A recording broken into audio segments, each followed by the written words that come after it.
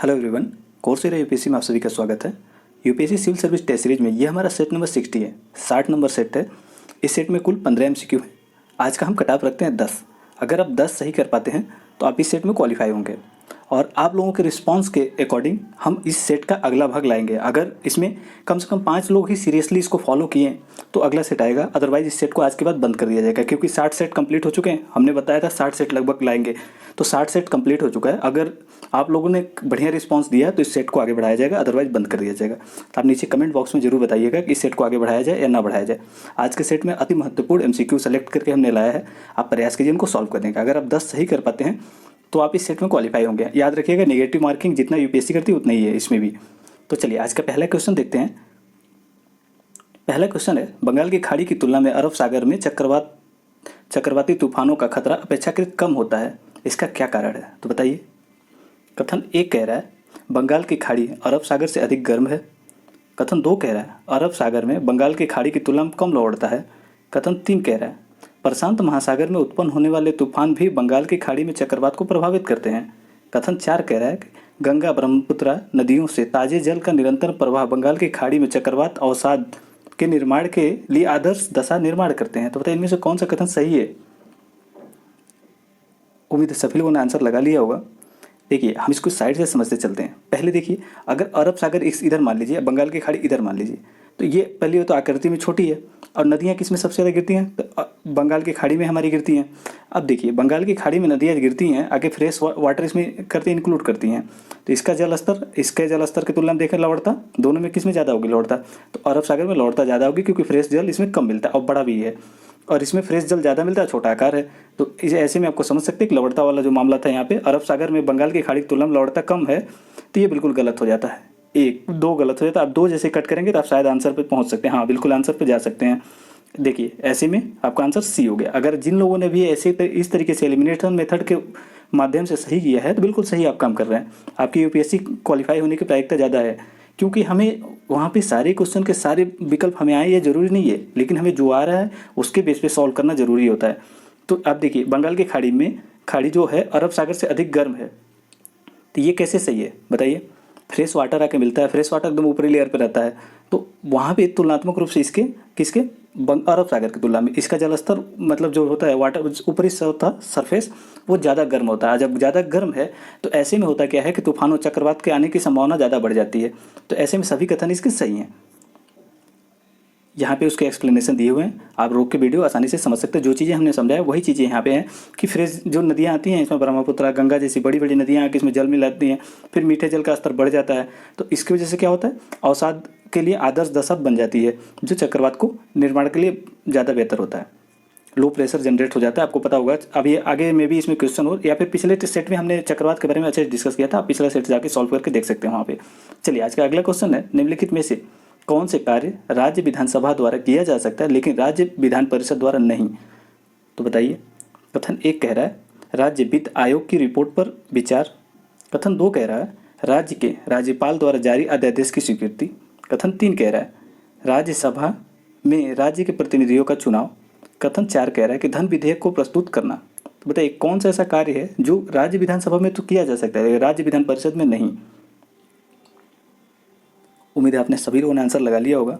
अगर हम देखें तो राज्य वित्त आयोग की रिपोर्ट हो या फिर स्टेट पब्लिक सर्विस कमीशन की बात हो, इन सभी की रिपोर्ट किस में होती है? यहाँ पे राज्य विधान परिषद में प्रस्तुत की जा सकती है, इस पर विचार विमर्श हो सकता है। तो पहला तो गलत हो गया हमारा। दूसरा देखें राज्यपाल द्वारा अध्यादेश जारी करने की स्वीकृति, तो दोनों में देनी पड़ती है, ये भी गलत हो गया। तो हमारा और देखें इसमें तीसरा कथन, तो राज्यसभा में राज्य के प्रतिनिधियों का चुनाव, तो ये बिल्कुल सही है। ये केवल लोकसभा के लोग ही विधानसभा के लोग ही करते हैं, न कि विधान परिषद के। तो ऐसे में क्योंकि ये प्रत्यक्ष रूप से निर्वाचित होते हैं ना, तो ये लोग नहीं कर सकते, केवल प्रत्यक्ष निर्वाचित लोग ही करते हैं, इसमें पार्टिसिपेट करते हैं, मतलब सभी लोग विधानसभा के सभी सदस्य करते हैं। तो धन विधेयक की अगर बात किया जाए इसमें, तो धन विधेयक पे कहाँ प्रस्तुत होता है? आपको पता होगा लोकसभा राज्यसभा देखें तो किस में होता है? लोकसभा में। तो ऐसे यहाँ पे विधान परिषद में नहीं होगा, विधानसभा में होगा। तो ऐसे में हमारा 3 और 4 किस में दिया हुआ है? 3 4 डी है, डी करेक्ट इसका आंसर हो गया। यहाँ पे एक्सप्लेनेशन दिया हुआ है, आप देख के समझ सकते हैं। देखिए कुछ मामलों में समानता है और कुछ मामलों में असमानता है। असमानता किन मामलों में है? अगर हम बात करें तो बजट पहला हो गया, बजट बजट पे क्या कर सकती है विधान परिषद? विधान परिषद केवल चर्चा कर सकती है और 14 दिन के अंदर पास नहीं किया तो वो पास मान लिया जाएगा विधान परिषद से। दूसरा, धन विधेयक देख लिया हमने, बजट भी देख लिया, धन विधेयक और राज्यसभा के चुनाव वो भी हमने देख ही लिया। राष्ट्रपति के चुनाव में भी इनका कोई पार्टिसिपेशन नहीं होता है। तो कुछ ये मामले थे जिनमें असमानताएं हैं। चलिए अगला क्वेश्चन देखते हैं। अगला क्वेश्चन है समुद्र की सतह के तापमान सी सरफेस टेम्परेचर के संबंध में निम्नलिखित कथनों पर विचार कीजिए। कथन फर्स्ट कह रहा है कि सी सरफेस टेम्परेचर समुद्र की ऊपरी सतह के कुछ किलोमीटर तक सीमित जल के तापमान का माप है। कथन 2 कह रहा है कि सी सरफेस टेम्परेचर काफ़ी हद तक तेज हवाओं, वाष्पीकरण, घने बादलों से प्रभावित होता है। कथन 3 कह रहा है कि सी सरफेस टेम्परेचर ऊपरी महासागर में उपलब्ध तापी ऊष्मा ऊर्जा से संबंधित उचित जानकारी प्रदान नहीं करता है। तो बताइए इनमें से कौन सा कथन सही है? उम्मीद है सभी लोगों ने आंसर लगा लिया होगा। जिन लोगों ने इसमें लगाया डी तो बिल्कुल सही है। देखिए हम इसको आसानी से समझिए। होता क्या है कि सी सरफेस टेम्परेचर ऊपरी सतह के हम कुछ किलोमीटर तक का ही माप कर पाते हैं इसके माध्यम से, और ऊपरी जो सतह होता है वो किससे किससे प्रभावित होता है? आपको पता होगा कि मानसून से प्रभावित होता है, जल मतलब हवाओं से प्रभावित होता है, तेज हवाओं से, वाष्पीकरण से प्रभावित होता है, इन सबसे प्रभावित होता है। तो इसकी वजह से हम उसके अंदर का जो होगा तापमान नहीं पता कर पाएंगे कि उसके अंदर का तापमान क्या है। तो इसीलिए जो कह रहा था यहाँ पे लास्ट सेंटेंस यहाँ पे देखिए लिखा हुआ है कि उपलब्ध तापीय उस ऊर्जा जो है के संबंध में उचित जानकारी नहीं प्राप्त होता है। जो महासागर है उसके ऊपरी सतह में उपलब्ध तापीय जानकारी, पूरी जानकारी हमें अच्छे से नहीं मिल पाती। केवल एक लेयर की, बहुत पतली थीन लेयर के बारे में ही हमें जानकारी मिल पाती है, अन्य लेयर के बारे में नहीं हो पाती है। तो इसलिए वो भी सही है, तीसरा भी। आप यहाँ पे देख सकते हैं ये इतनी सारी चीज़ें प्रभावित करती है, जैसे तेज हवा हो गया और वाष्पीकरण हो गया, घने बादल हो गए, ये सब प्रभावित इसको करते हैं। और ये मात्र कितने की मिमी तक का होता है? 887.5 मिलीमीटर तक ही मतलब इसका औसत निकाला जा सकता है। इसके औसत निकालने से क्या फ़ायदा होता है कि हम लंबे समय के प्रायिकता निकाल सकते हैं, अनुमान लगाया जा सकता है। ये सारी चीज़ें इसके बेनिफिट होती हैं। केवल महासागर की पतली परत का ही इसके माध्यम से जानकारी प्राप्त होती है। महासागर में उपलब्ध तापीय ऊर्जा का जो प्रदर्शन होता है उसके बारे में नहीं हमें पता चलता। महासागर के अंदर में कितनी ऊष्मा है उसके बारे में हमें कोई जानकारी नहीं मिल पाती। इसके अंतर्गत केवल पतली लेयर की जानकारी मिलती है। चलिए अगला क्वेश्चन है विजयनगर के शासक कृष्णदेवराय के संबंध में निम्नलिखित कथनों पर विचार कीजिए। लीजिए हिस्ट्री से ये क्वेश्चन है। फर्स्ट है कृष्णदेवराय सुलू वंश के थे। कथन 2 कह रहा है कि उसने बीजापुर, गोलकुंडा और बहमनी सल्तनत के सुल्तानों को हराया। कथन 3 कह रहा है कि महान दक्षिण भारतीय गणितज्ञ नीलकंठ सोमयाजी कृष्णदेवराय के साम्राज्य में रहते थे। तो बताइए इनमें से कौन सा कथन सही है कृष्णदेवराय के संबंध में? उम्मीद है सभी लोगों ने आंसर लगा लिया होगा। अगर जिन लोगों ने इसमें लगाया पहले को कैंसिल किया तो बिल्कुल सही काम किया आपने। ये सुलू वंश ने तुलु वंश से थे। सुलू और तुलु 2 वंश था, तो वो कृष्णदेवराय जो थे वो तुलु वंश से थे और इन्होंने शासन किया था 1519 से लेकर 1529 तक। 1509 से लेकर 1529 तक इन्होंने शासन किया था और इन्होंने बीजापुर, गोलकुंडा और बहमनी सल्तनत जो था उसके सुल्तान को भी हराया था। और इनके शासनकाल में ही नीलकंठ सोमयाजी कृष्णदेवराय के शासनकाल में थे, जो भारत के महान गणितज्ञ भी हैं। उम्मीद है आपको समझ में आया होगा। आप यहाँ पे एक्सप्लेनेशन दिया हुआ समझ सकते हैं। चलिए अगला क्वेश्चन देखते हैं। अगला क्वेश्चन है पंडित मदन मोहन मालवीय के संबंध में निम्नलिखित कथनों पर विचार कीजिए। कथन फर्स्ट कह रहा है कि उन्होंने भारतीय राष्ट्रीय कांग्रेस के अध्यक्ष के रूप में कार्य नहीं किया था। कथन 2 कह रहा है कि उन्होंने दूसरे गोलमेज सम्मेलन में भाग लिया था। कथन 3 कह रहा है कि वह एक समाज सुधारक थे जिन्होंने छुआछूत का विरोध किया और दलितों के मंदिर में प्रवेश के लिए काम किया। तो बताइए इनमें से कौन सा कथन सही है पंडित मदन मोहन मालवीय के संबंध में? उम्मीद है सभी लोगों ने आंसर लगा लिया होगा। अगर हम पहले सेंटेंस को थोड़ा सा डिस्कस करें तो कह रहा है कि कभी भी उन्होंने राष्ट्रीय कांग्रेस की अध्यक्षता नहीं की थी, जो कि गलत है। उन्होंने लगभग 4 बार अध्यक्षता की थी। और दूसरी चीज़ देखें, जो कह रहा है कि उन्होंने दूसरे गोलमेज सम्मेलन में भाग लिया था, तो बिल्कुल सही बात है, उन्होंने लिया था। और तीसरे सेंटेंस की बात करें तो समाज सुधारक थे, उन्होंने छुआछूत का विरोध किया था और दलितों के मंदिर में प्रवेश करने के लिए काम किया था। जैसे कि हो गया कालाराम मंदिर जो है नासिक में, महाराष्ट्र नासिक में, वहाँ पे दलितों के प्रवेश के लिए काम किया था उन्होंने। तो 2 और 3 करेक्ट है, इसमें डी इसका करेक्ट है। जिन लोगों ने डी लगाया अपने सही में काउंट कर सकते हैं। चलिए इसका अगला क्वेश्चन देखते हैं। यहाँ पे सारे एक्सप्लेनेशन दिए हुए देख सकते हैं। यहाँ पे वो एक स्वतंत्रता सेनानी और समाज सुधारक थे। उन्होंने 4 बार राष्ट्रीय कांग्रेस में भाग लिया था, मतलब अध्यक्षता की थी उसकी। मरणोपरांत इनको 2014 में भारत रत्न दिया गया था। और इनकी एक हिंदी पत्रिका है हिंदुस्तान, इसके बारे में आप याद रखें, हिंदुस्तान इन्हीं की पत्रिका है। इंडियन ओपिनियन इन्हीं के संपादक हैं, इंडियन ओपिनियन के ये संपादक हैं। कुछ अन्य विवरण अगर देखें तो इन्होंने हिंदू विश्वविद्यालय, बनारस हिंदू विश्वविद्यालय जो है उसमें उसके स्थापना में महत्वपूर्ण भूमिका निभाई थी और ये 1939 तक उसके कुलपति भी रहे थे। इसके साथ कुछ अन्य विवरण देखें जो उनका मतलब हमारे फ्यूचर में आने वाले क्वेश्चन के लिए महत्वपूर्ण हो सकता है। तो इन्होंने मुसलमानों के पृथक निर्वाचन मंडल और लखनऊ समझौते का विरोध किया था। ये बात आप याद रखिएगा। खिलाफत आंदोलन में कांग्रेस जब भागीदारी कर रही थी खिलाफत आंदोलन में, तो इसका भी इन्होंने विरोध किया था कि इन्होंने एक्सेप्ट नहीं किया था, मतलब मान नहीं रहे थे कि ये गलत काम कर रही है कांग्रेस, ऐसा इन्होंने बोला था। द्वितीय गोलमेज सम्मेलन में भाग लिया था इन्होंने, और यहाँ पे कालाराम मंदिर के बारे में विवरण दिया हुआ कि इसमें दलितों के प्रवेश के लिए इन्होंने काम किया था।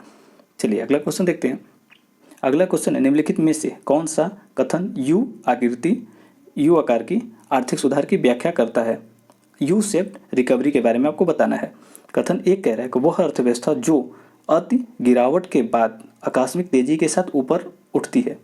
कथन दो कह रहा है यह वह परिदृश्य है जिसमें विकास में गिरावट के बाद निम्न स्तर पर स्थिर हो जाती है और दीर्घकाल तक स्थिर में बनी रहती है। कथन तीन कह रहा है कि यह एक ऐसा परिदृश्य है जिसमें अर्थव्यवस्था में गिरावट के बाद सामान्य स्तर पर धीरे धीरे बढ़ने के पहले कुछ समय तक निम्न विकास दर पर बनी रहती है। कथन तीन कह रहा है कि सामान्य की तुलना में बहुत तेजी से विकास में वृद्धि और यह भी वृद्धि यथावत बनी रहती है, मतलब तेजी से वृद्धि होती है फिर बनी रहती है गिरावट के बाद। तो बताइए इनमें से कौन सा यू शेप्ड के लिए सही व्याख्या है? उम्मीद है सभी लोगों ने आंसर लगा लिया होगा। जिन लोगों ने, देखिए ऐसे क्वेश्चन को आप घर पे जब प्रैक्टिस कीजिए तो किस तरीके से कीजिए। पहला कथन कह रहा है कि यह अर्थव्यवस्था में अति गिरावट, मान लीजिए तेजी से गिरावट हुई, फिर कह रहा है कि आकस्मिक तेजी से वृद्धि, फिर तेजी से वृद्धि करती है। तो किस तरह का दिख रहा है? भी शेप दिख रहा है, तो ये तो हो ही नहीं सकता आपका। अब दूसरे कथन की बात करते हैं कि यह वह परिदृश्य है जिसमें विकास में गिरावट के बाद, मान लीजिए गिरावट हो गई, फिर उसके बाद निम्न स्तर पर जो वृद्धि होती है निम्न स्तर पर बनी रहती है। ये कहीं ना कहीं एल शेप में दिख रही है ना, तो इसलिए दूसरा भी हमारा गलत हो गया। अब फिर चौथे को देखते हैं। चौथे में कह रहा है कि बहुत तेजी से गिरावट होती है, बहुत तेजी से वृद्धि हो जाती है, तो ये लगभग जे शेप में दिख रहा है, तो जे शेप इसको कहते हैं।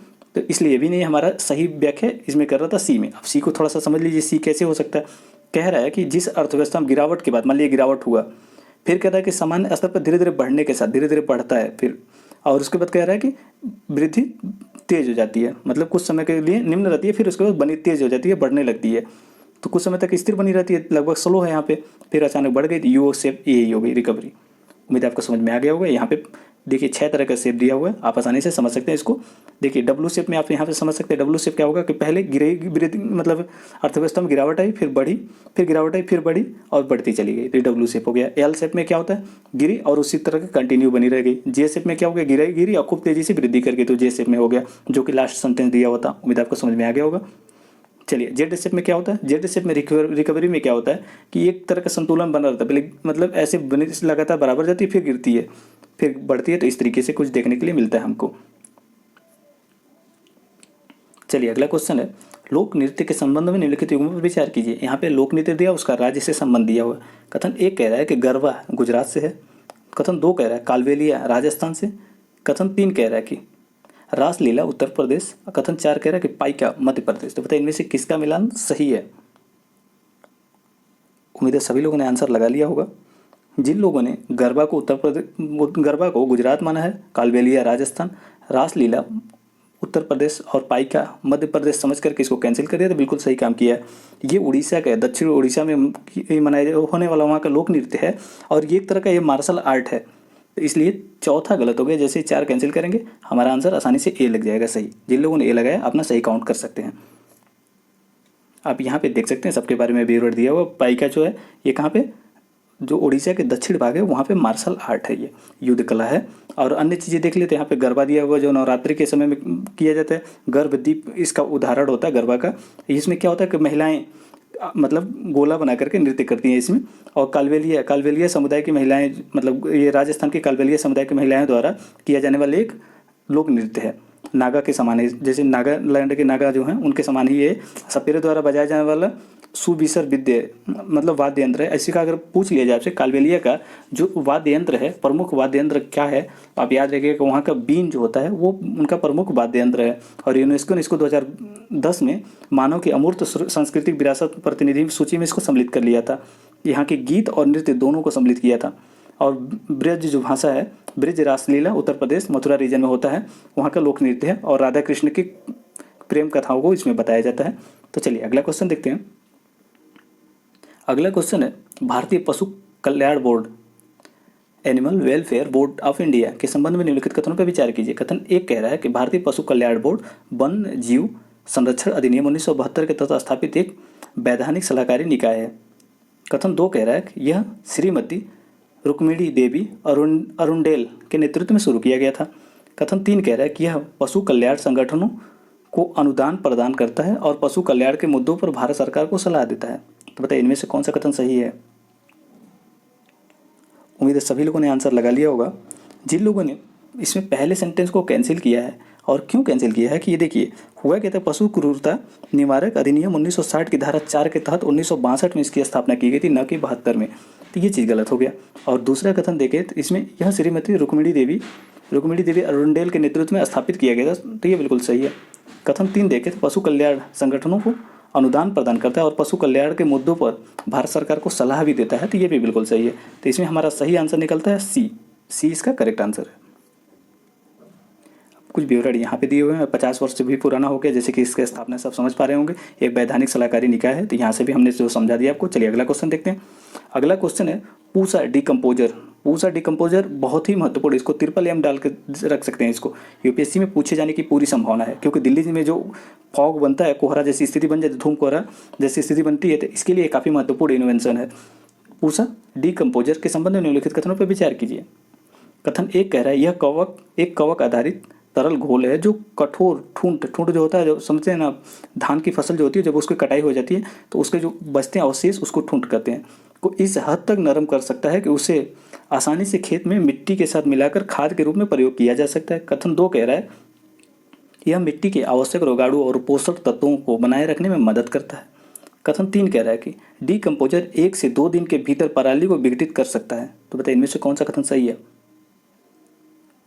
उम्मीद है सभी लोगों ने आंसर लगा लिया होगा। देखिए इसमें छोटा सा एक मिस्टेक है, वो क्या है, एक से 2 दिन जो कह रहा है कि ये गलत है। 1 से 2 दिन नहीं, 20 से 25 दिन लग जाते हैं इसको विघटित करने में, तो इसलिए तीसरा गलत है। जैसे आप 3 को कैंसिल करेंगे आसानी से आंसर पर जा सकते हैं। देखिए इतना तेज़ी से डिकम्पोज करेगा तो फिर वो आप खुद अंदाजा लगेगा कि आने वाली जो फसलें बोएंगे उसको भी तो डिकम्पोज कर सकता है, तो इतना तेज़ी से नहीं डिकम्पोज करता है, इसलिए ये गलत है।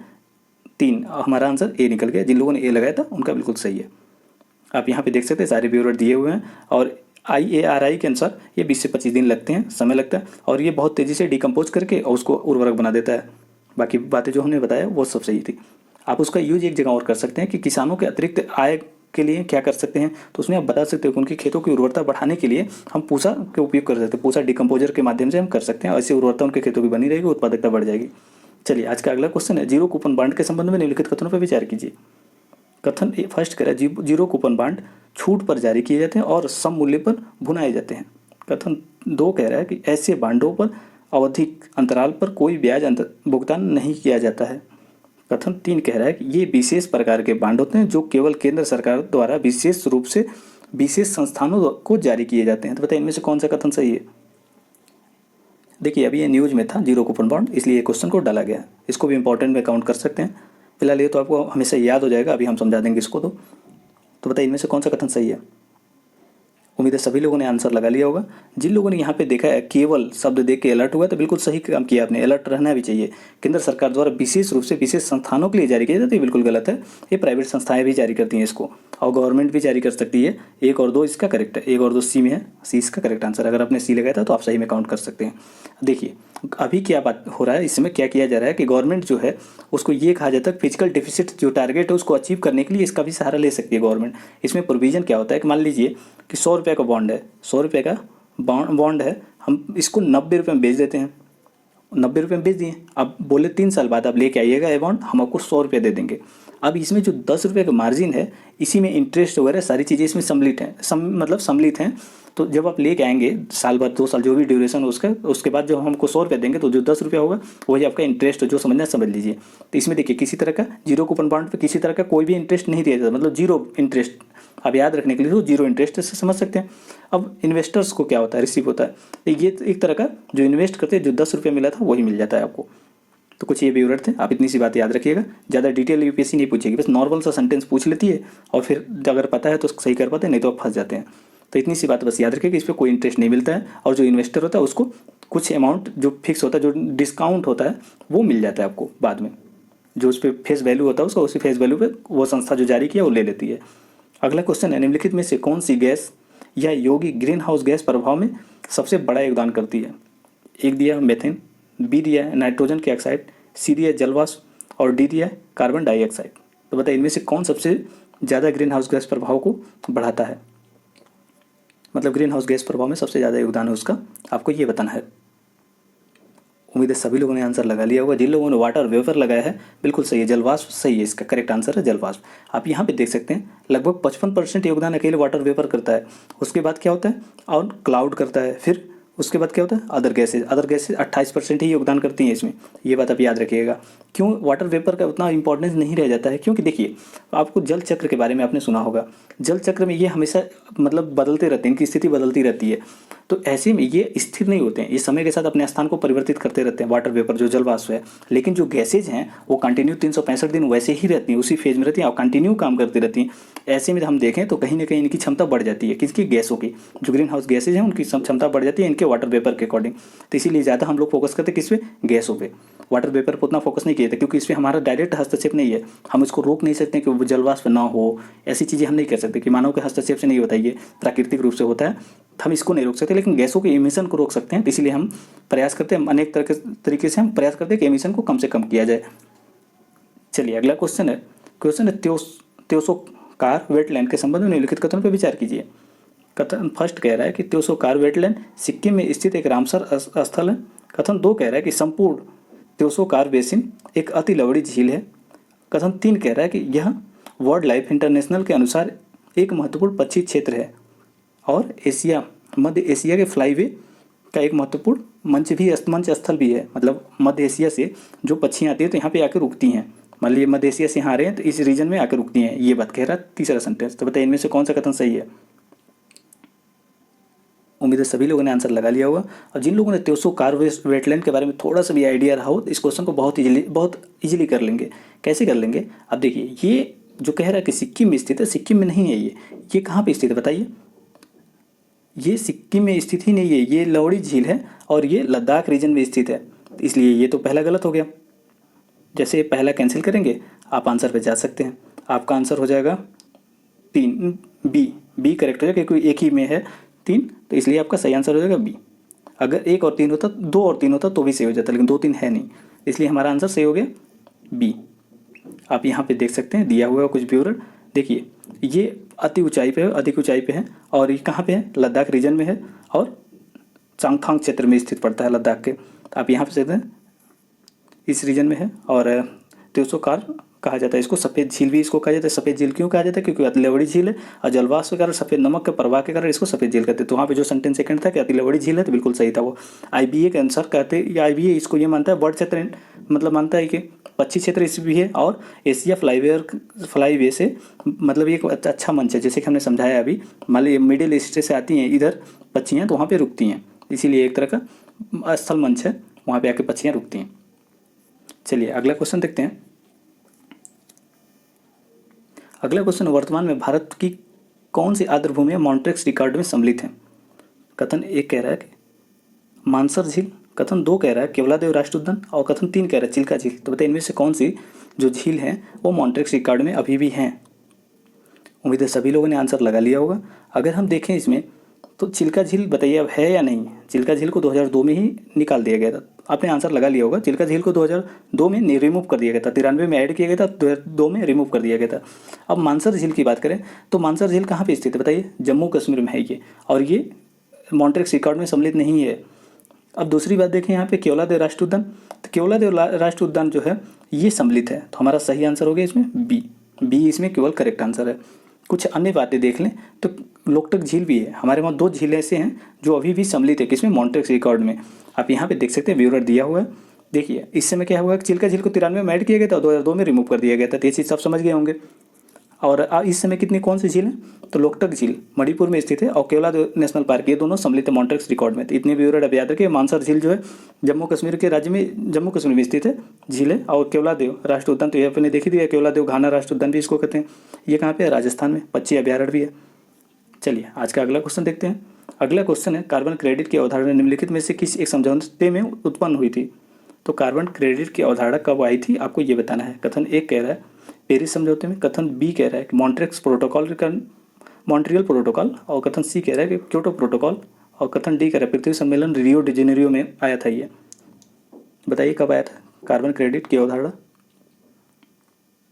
उम्मीद है सभी लोगों ने आंसर लगा लिया होगा। देखिए यूपीएससी ऐसे क्वेश्चन बनाती है, सिंपल से वन लाइनर क्वेश्चन है, लेकिन अगर आपको पता हो तो कर लेंगे, नहीं पता तो नहीं कर पाएंगे। जैसे कि एक बार पूछा था आईओटी के बारे में, आईओटी हमने पिछली बार अभी क्वेश्चन में किया था पिछले सेट में, तो आईओटी के बारे में पूछ लेते हम, सिंपल क्वेश्चन था लेकिन ज़्यादातर लोगों से गलत हो गया था। एक बार और पूछा था क्वेश्चन की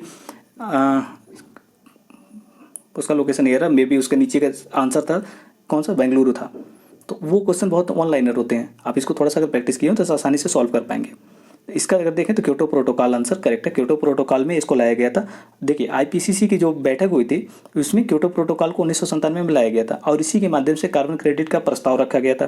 क्योटो प्रोटोकॉल में आईपीसीसी की बैठक हुई थी, अंतर सरकारी पैनल की बैठक हुई थी, क्योटो प्रोटोकॉल उसी में लाया गया था 1997 में कार्बन क्रेडिट की अवधारणा। और माराकेच समझौता हुआ था, तो माराकेच समझौता में क्या कहा गया था, ये जो है कार्बन क्रेडिट किस तरीके से काम करेगा इसकी कार्यप्रणाली संबंधित नियम लाए गए थे। यहाँ पे विवरण दिए हुए हैं, आसानी से समझ सकते हैं, वही चीज़ें जो हमने आपको समझाया वही चीज़ें यहाँ पे लिखी हुई हैं। चलिए अगला क्वेश्चन है, संविधान के भाग 4 के संबंध में निम्नलिखित कथनों पर विचार कीजिए। कथन 1 कह रहा है कि ये न्यायालयों द्वारा परिवर्तनीय है। कथन 2 कह रहा है कि इस भाग में निर्धारित तत्व राज्य की विधि निर्माण को प्रभावित करते हैं। बताइए, उम्मीद है सभी लोगों ने आंसर लगा लिया होगा। भाग 4 में क्या है, डीपीएसपी है और ये न्यायालयों में परिवर्तनीय है या नहीं, आप बताइए। सभी लोगों ने इसको सही किया होगा, परिवर्तनीय नहीं है। और ये राज्य मतलब इस भाग में निर्धारित तत्व जो है डीपीएसपी के प्रोविजन वो विधि निर्माण को प्रभावित करते हैं, जो राज्य की विधि निर्माण प्रक्रिया है उसको प्रभावित करते हैं। यहाँ ये नहीं कह रहा है कि अनिवार्यतः प्रभावित करते हैं, यहाँ पे ये कह रहा है कि कुछ चीज़ें इससे प्रभावित होती हैं। तो ये बिल्कुल सही है, दूसरा इसमें करेक्ट आंसर है। आप यहाँ पे देख सकते हैं दिए हुए विवरण, जैसे कि जो डीपीएसपी में प्रोविजन है 36 से 51 के बीच में, ये न्यायालय में परिवर्तनीय नहीं है, आप इसके उल्लंघन में न्यायालय में नहीं जा सकते। लेकिन ये क्या करते हैं, राज्यों को निर्देश देते हैं कि आप जो भी कानून बनाइए, नीतियाँ बनाइए, वो केवल मतलब इस तरीके से होना चाहिए, लगभग इसी के समकक्ष होना चाहिए। तो ये निर्देश देते, सिफारिश करते हैं। तो इसलिए दूसरा सेंटेंस सही था, पहला सेंटेंस उसमें गलत था। ये सीरीज देखने के लिए धन्यवाद। आप नीचे जरूर बताइएगा कि क्या इसका अगला सेट लाया जाए, इसको या बंद कर दिया जाए। आप नीचे बताइएगा, अगर बंद करना है तो आप नीचे जरूर बताइएगा कहीं बंद कर दिया। आपने इस सेट में कितना सही किया आप अपने स्कोर जरूर बताइए। अगर आपने 10 से अधिक सही कर लिया इसमें तो आप बिल्कुल सही काम कर रहे हैं, आपकी तैयारी अच्छी चल रही है। ये सीरीज देखने के लिए धन्यवाद।